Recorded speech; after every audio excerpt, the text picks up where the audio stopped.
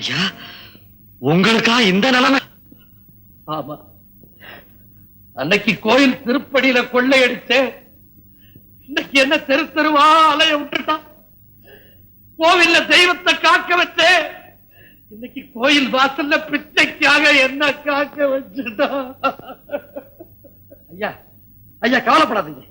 மனம் திருந்தவங்களை மன்னிக்கிறதா மருதமலையான் கருணை. வாங்க, கோயிலே உங்களுக்கு ஒரு வேலை வாங்கி தரேன். வேண்டாம் ஐயா, வேண்டவே வேண்டாம் ஐயா. கடவுளுடைய சொத்துல கை வச்சா அவனுடைய நிலைமை கடைசி காலத்துல இப்படித்தான் இருக்கும். என்ன பார்த்து இந்த உலகம் பூரா உணர்ந்துக்க. அதுக்காக கடைசி வரைக்கும் இந்த தண்டனை அனுபவிச்சுத்தான் தீரணும். இந்த தண்டனை அனுபவிச்சுத்தான் தீரணும். இந்த தண்டனை அனுபவிச்சுத்தான் தீரணும்.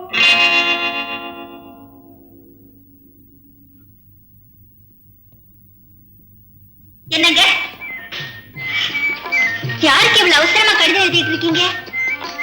வள்ளியம்மன், அவத்திரு பாலமுருகன் அடிமை சாமிகள் ரத்னகிரிக்கு வந்து ஆடிக்கிருத்திகைக்கு நான் பாடணும்னு லெட்டர் போட்டிருக்காங்க. அது மட்டும் இல்ல, திருச்செந்தூர் தங்கரத வெள்ளோட்டம், பழனி கும்பாபிஷேகம் இங்க எல்லாம் கூட நான் வந்து பாடணும்னு கேட்டிருக்காங்க. வர்றதா ஒத்துக்கிட்டு அவங்களுக்கு தான் பதில் எழுதிட்டு இருக்கேன். எங்க எஸ்டேட்டுக்கு போயிருக்கிற பொண்ணு வந்துருட்டுங்களே? இல்ல வள்ளியம்மா, இது கோவில் காரியம். இதுக்குத்தான் முக்கியத்துவம் கொடுக்கணும். எங்க அது தேதியில வேற யாருக்காவது ஒத்துக்கிட்டு இருந்தா? எது எப்படி இருந்தாலும் எனக்கு கவலை இல்லை. கோடி கோடியா கொடுத்தாலும் இந்த 3 விடாவிலையும் பாடுற பாக்கியம் கிடைக்கவே கிடைக்காது. வள்ளியம்மே, நீ என் கூட வர்ற?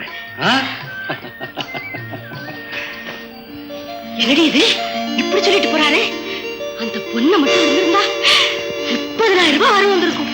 எல்லாருக்கும் என்னங்க என்னங்க இல்லங்க, என்ன எஸ்டேட் வீட்டு பத்திரங்களை எங்க எடுத்து போறீங்க?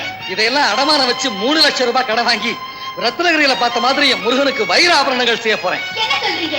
ஆமா வள்ளியம்மே, என் ஆண்டவனுக்கு தங்க கவசத்துக்கு மேல வைர ஆபரணங்களையும் போட்டா எவ்வளவு அம்சமா இருக்கும்னு கற்பனை பண்ணி பார்த்தாலே என் உடம்பெல்லாம் புல்ல இருக்குது. உங்களுக்கு புல்ல இருக்குது, எங்களுக்கு வழி எரியுது. அத்தை, அம்மாவை ஏன் கோச்சிக்கிறீங்க? நானே கேட்கிறேன். முருகனுக்கு இருக்கிற மூலதனத்தை அழிச்சிட கூடாதுங்க. செடி இருந்தா தான் பூவை பறித்து பூஜை பண்ணலாம். செடியை அழிச்சா எப்படிங்க? வள்ளியம்மே, என் மூலதனமே என் முருகன் தான். அவன் அருள் இருக்கிற வரைக்கும் செல்வம் தன்னால வந்து குவியும். யாரும் பயப்படாதீங்க. மாப்பிள்ள, செல்வங்கிறது வத்தாத ஜீவனதி இல்ல, காட்டாத்து வெள்ளம். வரும்போதே தேக்கி வச்சுக்கணும். ஆமாப்பா, குடுத்து குடுத்தே கெட்டு போற குடும்பங்கள் எத்தனையோ பார்த்திருக்கோம். உள்ளாங்க, எங்க அப்பாவும் இப்படித்தான் தான தர்மம்னு இருக்கிற சொத்தெல்லாம் அழிச்சிட்டு எங்க தெருவுல நிறுத்திட்டார். இல்ல, அவர் செஞ்ச தான தர்மத்தோட பலன் தான் உங்களுக்கு துணையா இருந்து ஒண்ணு எனக்கு துணையா இருக்கு. தர்மத்தை நம்பி கெட்டா போயிட்டீங்க. சொல்லுங்க, ஏன் பேசாம நிக்கிறீங்க? சொல்லுங்க.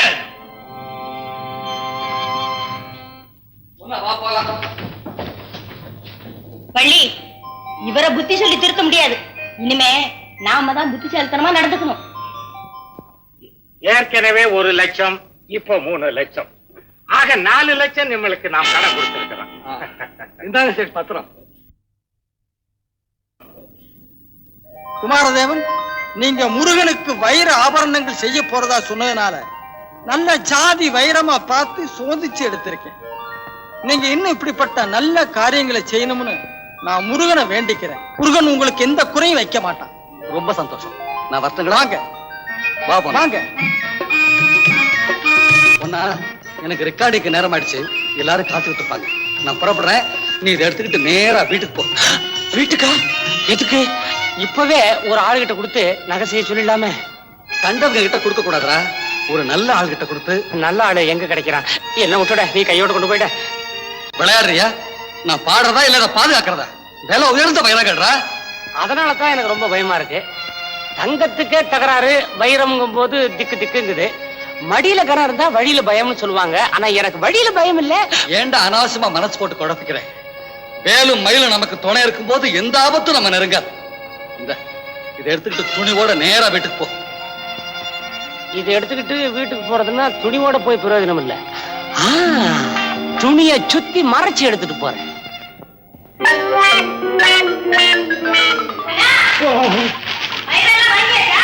அதான் 3 லட்சத்துக்கு வைரம் வாங்கி நகையெல்லாம் பண்ண கொடுத்தாச்சே.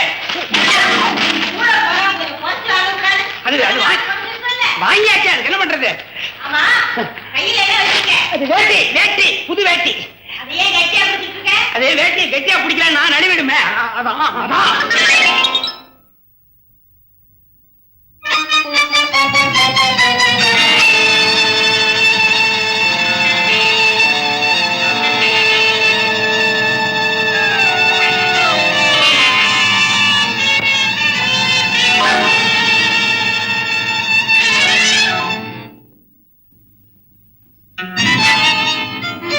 வேட்டி வாங்கிட்டு வந்தவன் ஏன் இப்படி ஆட்டம் போட்டான்?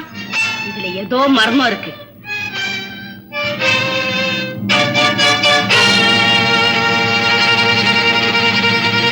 சீக்கிரம் சீக்கிரம்.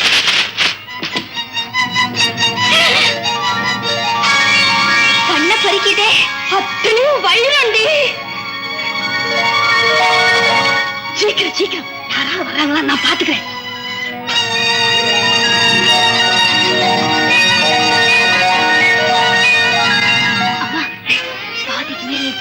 கட்டி இருந்த இடத்திலே வச்சுட்டேன். சுத்தமான வைரம் கிட்டத்தட்ட 2 லட்சம் ரூபாய் பெறும். இதுல என்ன செய்யணும் உங்களுக்கு? இந்த வைரங்களை வச்சு நல்ல டிசைனா ஒரு நெக்லஸ் செய்யணும். புதுசா செய்யறதா 15 நாள் ஆகுமே. 15 நாள் ஆகுமா? உங்களுக்கு அவசரமா தேவையா? ஆமாங்க. கொஞ்சம் இருங்க, இதோ வந்துடுறேன். இது ஒவ்வொன்றும் 2 லட்சம் ரூபாய் விலை. எது வேணும்னாலும் எடுத்துக்கங்க.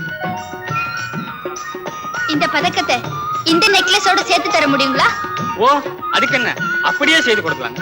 ஐயா, எங்க வீட்டு வேலைக்கார பொண்ணுக்கு கல்யாணம், நெக்லஸ் பண்ணி போடணும். இதே மாதிரி இமிடேஷன் கல் கிடைக்குமா? நிறைய இருக்கு, நீங்களே பாருங்க. இது ஒரிஜினல், இது டூப்ளிகேட். வித்தியாசம் கண்டுபிடிக்க முடியுதா? இல்லீங்களே. சரி சரி, இது என்ன விலை? நீங்க கொடுத்த அளவுக்கு இமிடேஷன் வைரம் தேவைன்னா 200 ரூபாய் ஆகும். இதையே கொடுங்க. அப்ப நெக்லஸ் ரெடி ஆனதும் கொடுத்தேன். இந்தாங்க. அப்ப நாங்க வரோம். வரேங்க. வாங்க வாங்க. அடா, போலியோ அசலும் ஒண்ணாயிடுச்சு. இனிமே பயமே இல்லை. அம்மா, மேலும் மேலும் தப்பு பண்றீங்களே. ஒன்னா மருந்து சாப்பிட மாட்டேன்னு அடம் பிடிக்கிற குழந்தைக்கு தாயார வாழைப்பழத்துக்குள்ள வச்சு அதை ஏமாத்தவா? இல்லப்பா, அதனுடைய நன்மைக்காக தான். அந்த மாதிரி சேர்த்து வைக்க மாட்டேன்னு புடிவாதம் பிடிக்கிற மாப்பிள்ளையோட நன்மைக்காக தான்ப்பா இதை எடுத்து வைக்கிறோம். இது தப்பா? நான் பண்ணலாமா தப்பு? இதனால் வரைக்கும் உங்களுக்காக என் நண்பருக்கும் கடவுளுக்கும் துரோகம் பண்ண. இனிமே நான் எதையும் மறைக்க போறதில்லை. அண்ணே, இந்த குடும்பம் ஒண்ணா இருக்கிறது உடைஞ்சு போறது உங்க கையில தான் இருக்கு.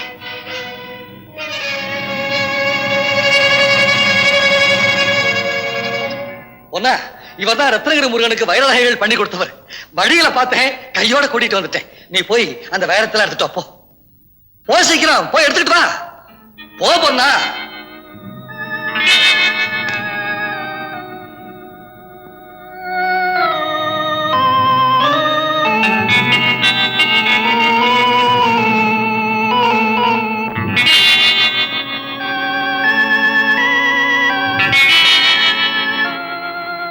இப்ப வாங்கியிருக்கிற வைரங்கள் 10 சொல்லுங்க, இன்னும் எவ்வளவு வேணும்னாலும் வாங்கி கொடுக்கிறேன். என் ஆண்டவனே, அமோகமான அலங்கரிச்சு பார்க்கணும். வா பொண்ணா, சீக்கிரமா கொண்டா. பாருங்க பாருங்க, கொண்டா.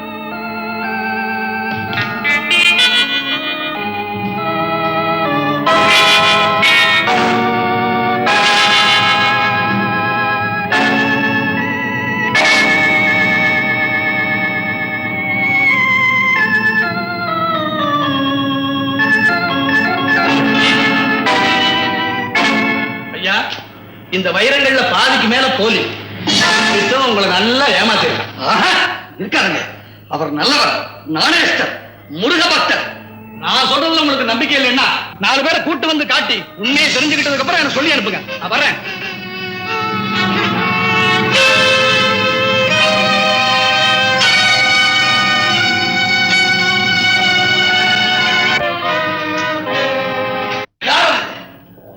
யாரு?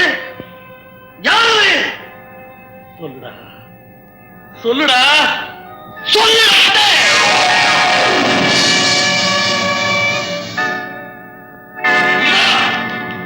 சொல்ல மாட்டேன். சொல்லுடா. ஏன் தாங்கிறேன்? இதுல ஏதோ மர்மம் இருக்கு. என்கிட்ட நீ சொல்ல மறைக்கிறேன். இப்படி உண்மையை சொல்லல உன்னை கொல்ல